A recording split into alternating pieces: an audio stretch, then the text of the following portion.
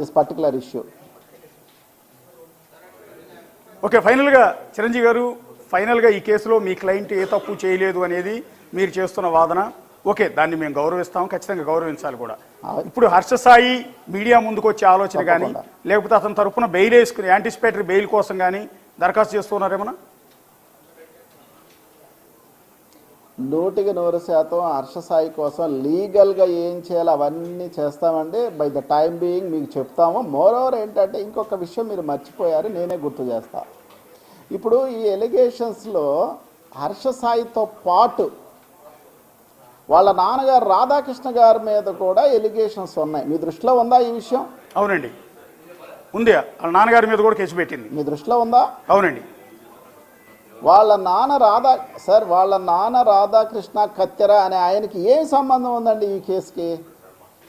నేను చాలా చాలా చాలా డంకా బజాయించి చెప్పేది ఏమిటంటే, రాధాకృష్ణ గారు ఈ అమ్మాయిని ఎప్పుడూ జీవితంలో కలవలేదు, ఈవిడతో మాట్లాడలేదు, ఈవిడ్ని ఎప్పుడూ చూడలేదు ప్రత్యక్షంగా. మరి అంత దారుణంగా అలాగా కేసు పెడతా ఉంటే ఇంకా ఈ తండ్రి పాత్రలో ఉన్న మనుషులు ఏం చేయాలండి? ఏం చేయాలి చెప్పండి? వాళ్ళ నాన్నకి ఏం సంబంధం సార్ ఈ సెక్షువల్ అబ్యూస్తో కానీ, ఈ బ్లాక్మెయిల్తో కానీ, ఈ 2 కోట్లతో కానీ అసలు ఏం సంబంధం? నాకు అర్థం కావట్లేదు. మరి కంప్లైంట్లు ఏమి రాశారో చూడాలి. ఓకే, అంటే ఇప్పుడు నుంచి ఇతను కలిసింది కూడా లేదు. అవునండి, దీనికి ప్యారలాల్గా ఇంకొక ఇష్యూ జరుగుతోంది. జానీ మాస్టర్ వ్యవహారం మీరు చూసారు. ఇదే సినిమా ఇండస్ట్రీకి సంబంధించిన జాతీయ ఉత్తమ డ్యాన్స్ మాస్టర్గా అవార్డు కూడా పొందిన జానీ మాస్టర్ మీద ఒక అమ్మాయి రేప్ కేసు పెట్టింది. ఆమె దగ్గర పనిచేస్తున్న కొరియోగ్రాఫర్. ఇప్పుడు ఏదైతే హర్ష సాయి మీద రేప్ కేసు పెట్టినట్టే జానీ మాస్టర్ మీద కూడా పెట్టింది. సో జానీ మాస్టర్, ఆయన భార్య, ఆయన తరపు లాయర్ కూడా మీ రకంగానే వాదించారు. ఆయనకు అడిగిన ముత్యం అన్నారు, శ్రీరామచంద్రుడు అన్నారు, అసలు ఆ అమ్మాయికి ఇతనికి సంబంధం లేదన్నారు. ఇక్కడ వీళ్ళ నాన్న మీద, హర్ష సాయి వాళ్ళ నాన్న మీద ఈ అమ్మాయి ఎట్లయితే కంప్లైంట్ ఇచ్చిందో, అక్కడ జానీ మాస్టర్ భార్య మీద కూడా ఆవిడ కంప్లైంట్ ఇచ్చింది, ఆ బాధితురాలు. అయినా కూడా పోలీసులు అతను యాంటిసిపేటరీ బెయిల్ కోసం దరఖాస్తు చేశాడు, కోర్టు రిజెక్ట్ చేసింది. అయినా కూడా ఇప్పుడు జానీ మాస్టర్ని పోలీసులు అరెస్ట్ చేశారు రేప్ కేసు కింద. ప్రస్తుతం జైల్లో ఉన్నాడు. సో రేపు ఇదే హర్ష సాయి ఒకవేళ తప్పించుకుని వెళ్ళిపోయినా, అజ్ఞాతంలో ఉన్న హైదరాబాద్ నార్సింగి పోలీసులు వచ్చి అతన్ని పికప్ చేసి జైలుకు పంపించే అవకాశాలు ఎక్కువగా కనిపిస్తున్నాయి మా దృష్టిలో. కాదంటారా? ఓకే, నేను అలా అనుకోవట్లేదండి. చూడాలి, రికార్డు చూస్తే కానీ యాజ్ ఏ ప్రాక్టీసింగ్ లాయర్ చెప్పలేను. ఎందుకంటే ఇప్పుడు కాదు సార్, ఈ జానీ మాస్టర్తో ఎలిగేషన్స్ కనుక ఈ హర్ష సాయి ఎలిగేషన్స్ కంపేర్ చేస్తే చాలా తేడా ఉంది. కారణం ఏంటి అంటే, జానీ మాస్టర్ వాళ్ళ ఆవిడ సబ్జెక్ట్ టు ద కరెక్షన్ ఎక్కడో నేనే ఇంటికెళ్ళి కొట్టానని కూడా మాట్లాడటం విన్నాను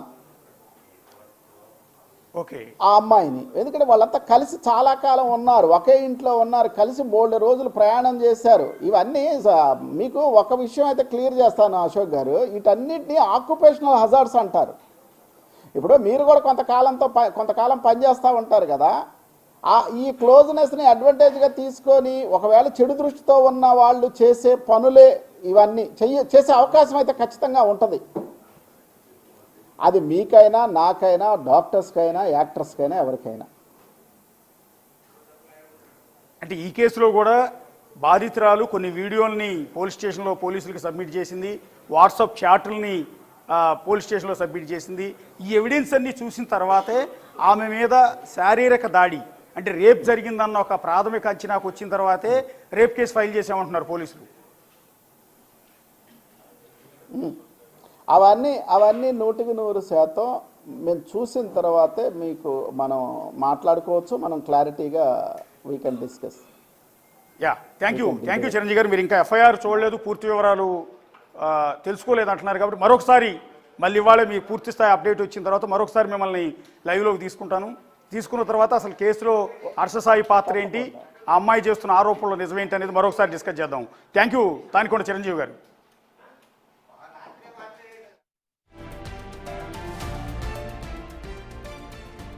తరపు అడ్వకేట్ తానికొండ చిరంజీవి ఇస్తున్న వివరణ. ఆయన చెప్తున్నది ఒకటే, నా క్లయింట్ కడిగిన ముత్యం, అతని దగ్గర డబ్బులు కాజేసేందుకు, డబ్బులు లాక్కునేందుకు ఆ బాధితురాలి పేరుతో ఇప్పుడు కేసు పెట్టిన అమ్మాయి చేస్తున్న కుట్ర తప్ప ఇందులో ఎలాంటి వాస్తవం లేదు అనేది ఆయన తరపున అడ్వకేట్గా ఆయన అయితే వాదిస్తూ ఉన్నారు. ఇప్పుడు పెట్టిన సెక్షన్లు కావచ్చు, ఇప్పుడు వస్తున్న ఆరోపణలు కావచ్చు, వీటిల్లో ఏది నిజం లేదు అనేది ఆయన హర్షసాయి తరపున చెప్తున్న మాట. సో కొద్దిసేపటి క్రితం హర్షసాయి కూడా ఒక ఇన్స్టాగ్రామ్లో ఒక స్టేటస్ పెట్టుకున్నాడు. సో నిజానిజాలన్నీ కూడా త్వరలోనే బయటకు వస్తాయి. So all those are just false allegations to extort money. నా దగ్గర డబ్బులు కాజేసేందుకు మాత్రమే, ఈజీగా డబ్బులు సంపాదించేందుకు ఈ మార్గాన్ని ఎంచుకున్న అమ్మాయి నా మీద ఈ రకమైన తప్పుడు ఆరోపణలు చేస్తోంది అంటూ ఇన్స్టాగ్రామ్లో ఒక స్టేటస్ పెట్టుకున్నారు. You know about me, the truth will come soon. నేనేంటో మీకు తెలుసు, నిజానిజాలన్నీ కూడా త్వరలోనే బయటకు వస్తాయి. అంతేకాకుండా my advocate Tanikonda Chiranjeevi, Vijayawada will address this further అంటూ దీనికి సంబంధించిన పూర్తి వివరాలన్నీ కూడా మా తరపు లాయర్ చిరంజీవి గారు మాట్లాడతారు అంటూ ఆయన ఇన్స్టాగ్రామ్ స్టేటస్లో పెట్టుకున్న మ్యాటర్ ఇది. సో ఇది హర్షసాయి రిప్లై కింద ప్రస్తుతం మనం చూడాల్సి ఉంటుంది. సో ఈ నేపథ్యంలో ఇప్పుడు వాళ్ళ తరపు అడ్వకేట్ కూడా మాట్లాడారు. సో హర్షసాయి ఏం చెప్పాలనుకున్నాడు అనేది తానికొండ చిరంజీవి గారు ఆయన నోటి వెంట మనకు సొసైటీకి చెప్పే ప్రయత్నం చేశారు. తన క్లయింట్ మీద చేస్తున్న ఆరోపణలు, ఒకటి 2 కోట్ల డబ్బు తీసుకుని మోసం చేశాడు అనేది బాధితురాలు చేస్తున్న ఆరోపణ. నిజంగా 2 కోట్ల రూపాయల డబ్బు కోసం కక్కుర్తిపడాల్సిన అవసరం తన క్లయింట్ హర్షసాయికి లేదు అనేది చిరంజీవి గారు చేస్తున్న వాదన. ఎందుకు అంటే దేశంలోనే అత్యధిక రెవెన్యూ యూట్యూబ్ ద్వారా పొందే అత్యధిక పాపులర్ యూట్యూబర్ అయిన హర్షసాయికి కావాల్సినంత ఆదాయం వస్తుంది అక్కడే. అలాంటి వ్యక్తి ఒక అమ్మాయిని మోసం చేసి 2 కోట్లు వసూలు చేయాల్సిన అవసరం ఏంటి అనేది వాళ్ళ తరపున రైజ్ చేస్తున్న పాయింట్. రెండోది, గత ఏడాది కాలంలో అసలు వీళ్ళిద్దరూ ఎప్పుడు కలిసింది లేదు, మాట్లాడుకున్నది కూడా లేదు.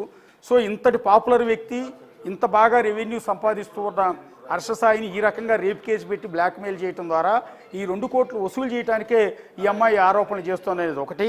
హర్షసాయి తండ్రి రాధాకృష్ణ మీద కూడా ఈ ఆరోపణలు చేయటం అనేది, అసలు ఏమాత్రం సంబంధం లేని వ్యక్తి రాధాకృష్ణ మీద ఎలా కంప్లైంట్ ఇస్తారు, ఎలా కేసు ఫైల్ చేస్తారు అనేది వాళ్ళ తరపు అడ్వకేట్ చేస్తున్న వాదన.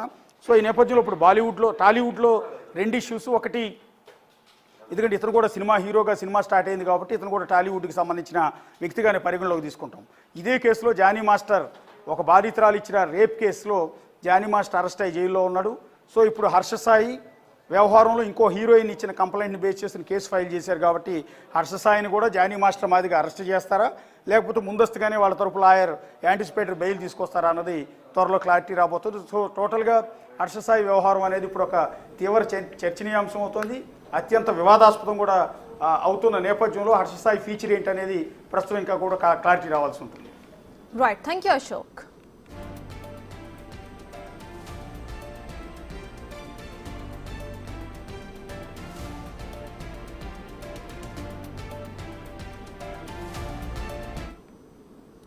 కార్ కృష్ణయ్య మీడియాతో ఈ అమ్మాయి కలిసింది. ఓకే, అయితే హర్షసాయి ఆ ప్రపోజల్కి ఒప్పుకోలేదు. ఓకే, అశోక్ గారు జాగ్రత్తగానండి. హర్షసాయి ఆ ప్రపోజల్కి ఒప్పుకోకపోవడంతో మళ్ళా కొంతకాలంతో నెట్ఫ్లిక్స్లో ఒక సినిమా డాక్యుమెంటరీ ఏదో చేద్దామని కలిస్తే ఆ సందర్భంగా వీళ్ళ మధ్య ఒక ఒప్పందం జరిగింది ఓ సినిమా చేయటానికి. ఓకే, దానికి ₹1 కోటి డబ్బులు ఇస్తానని ఒక్క చిల్లిగా కూడా హర్షసాయికి ఇవ్వలేదు. ఇవ్వకపోగా అతని డబ్బులే ఖర్చు పెట్టాల్సిన పరిస్థితి వచ్చింది. ఓకే, ఆ సినిమా పేరు మెగాలోడాన్. ఓకే, దాంట్లో టీజర్ రిలీజ్ అయింది ఎప్పుడు, సెప్టెంబర్ 17, 2023. ఓకే, ఆ టీజర్ చాలా చాలా చాలా వైరల్ అయిపోయి చాలా గ్రేట్ సక్సెస్ అయిపోయింది. ఓకే, సక్సెస్ అయిపోవడంతో చాలామంది ప్రొడ్యూసర్స్ ఈ సినిమా మాకు కావాలని వస్తే హర్షసాయి సిగ్నేచర్ విజయవాడ నుంచి అందుబాటులో ఉన్నారు చిరంజీవి గారు. నమస్తే. నమస్తే అశోక్ గారు. ఎక్కడ మీ క్లయింట్? నమస్తే. మీ క్లయింట్ హర్షసాయి ఎక్కడికి పారిపోయాడు? మా క్లయింట్ హర్షసాయి ఎక్కడికి పారిపోలేదు. పారిపోవాల్సిన అవసరం హర్షసాయికి లేదు. పారిపోవాల్సిన పని హర్షసాయి ఏం చేయలేదు. అయితే కొద్దిసేపటి క్రితం హర్షసాయి ఇన్స్టాగ్రామ్ స్టేటస్లో ఒకటి పెట్టాడు, all those are just false allegations to extort money, you know about me, the truth will come soon. Okay నిజాలు త్వరలో తెలుస్తాయి అన్నాడు, నేనేంటో మీకు తెలుసు అన్నాడు, ఇదంతా డబ్బుల కోసం చేస్తున్నాను, అంతవరకు బాగానే ఉంది. కింద ఏం పెట్టాడంటే my advocate mister Tanikonda Chiranjeevi Vijayawada will address this further అన్నాడు. ఎందుకు అతను ముఖం చాటేస్తున్నాడు? కేవలం చిరంజీవి గారిని, సీనియర్ న్యాయవాది తానికొండ చిరంజీవి గారిని మాత్రమే ముందుకు పెడుతున్నాడు. ఎందుకు? అలా ఏం కాదండి. ఇప్పుడు అతను ఖచ్చితంగా అడ్రస్ చేస్తాడు, అతను ఏం పారిపోడు. కాకపోతే ఏంటంటే ఇప్పుడు అసలు ఎలిగేషన్స్ ఏంటి, ఏం జరుగుతుంది ఏంటి అన్న దాని మీద it is a strategic silence. Strategic silence అంతే. అంటే ఇప్పుడు అతని మీద వచ్చిన అలిగేషన్ ఒకసారి మీకు చెప్తాను, ఆటోమేటిక్గా మీకు ఎఫ్ఐఆర్ మీ చేతికి వచ్చి ఉంటుంది, వాళ్ళ తరపు లాయర్ కూడా మీకు ఫర్దర్ డీటెయిల్స్ ఇచ్చి ఉన్నారు. మాకు వచ్చిన ఇన్ఫర్మేషన్ చెప్తాము. ఆ అమ్మాయి నేను సాయంత్రం వాళ్ళ లాయర్తో కలిసి బాధితురాలు రేప్ జరిగిందని కంప్లైంట్ ఇచ్చింది కాబట్టి ఆ అమ్మాయి పేరు కానీ ఊరు కానీ ఆ ముఖం కానీ మేము ఎక్కడ ఎస్టాబ్లిష్ చేయట్లేదు. అయితే నిన్న పోలీస్ స్టేషన్కి వచ్చి నార్సింగ్ పోలీస్ స్టేషన్ ఇచ్చిన కంప్లైంట్ ఏంటంటే, ఒకటి అలీజ్డ్ సెక్సువల్ అసాల్ట్, ఇదే సెక్షన్ కింద వస్తుందో మీకు తెలుసు, physical assault, extortion, cheating, blackmailing, a criminal case has been registered. ఇందులో అమ్మాయి అలిగేషన్ చేస్తుంది, ఒకటి సెక్సువల్ అసాల్ట్, అమ్మాయి పైన అత్యాచారం చేశాడు హర్ష సాయి, ఆమె దగ్గర నుంచి 2 కోట్లు డబ్బులు వసూలు చేశాడు పెళ్లి చేసుకుంటానని. రెండోది ఫిజికల్ అసాల్ట్ కూడా చేశాడు, అంటే పోతే ఫిజికల్ అసాల్ట్ అంటే ఆమె మీద దాడి చేశాడు అని. ఎక్స్టార్షన్, చీటింగ్, బ్లాక్ మెయిలింగ్, ఇన్ని అలిగేషన్స్ కింద నార్సింగి పోలీస్ స్టేషన్లో మీ క్లయింట్ మీద కేసు ఫైల్ అయింది.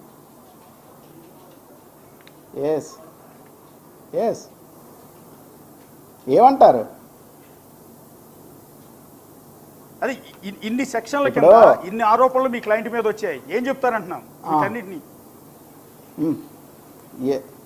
అశోక్ గారు మీకు పాయింట్ వైజ్ చెప్తా.